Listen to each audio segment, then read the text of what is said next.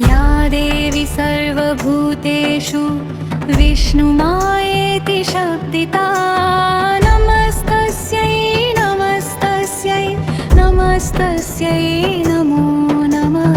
या देवी सर्वभूतेषु चैतन्येत्यभिधीयते नमस्तस्यै नमस्तस्यै नमस्तस्यै नमो नमः।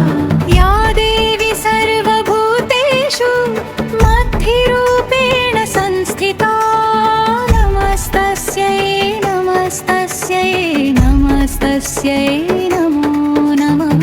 या देवी सर्वभूतेषु दीर्घरूपेण संस्थिता नमस्तस्यै नमस्तस्यै नमस्तस्यै नमो नमः। या देवी सर्वभूतेषु क्षुधारूपेण संस्थिता नमस्तस्यै नमस्तस्यै नमस्तस्यै नमो नमः।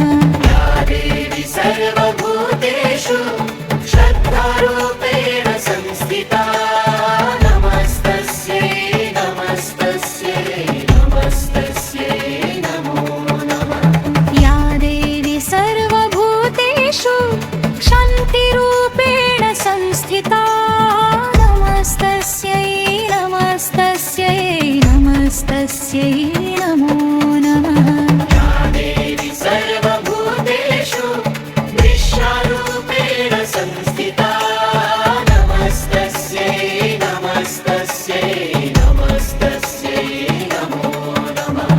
या देवी सर्वभूतेषु लज्जारूपेण संस्थिता नमस्तस्यै नमस्तस्यै नमस्तस्यै नमो नमः।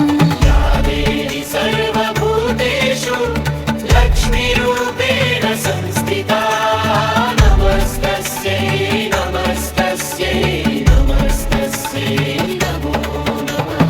या देवी सर्वभूतेषु लक्ष्मीरूपेण संस्थिता नमस्तस्यै नमस्तस्यै नमस्तस्यै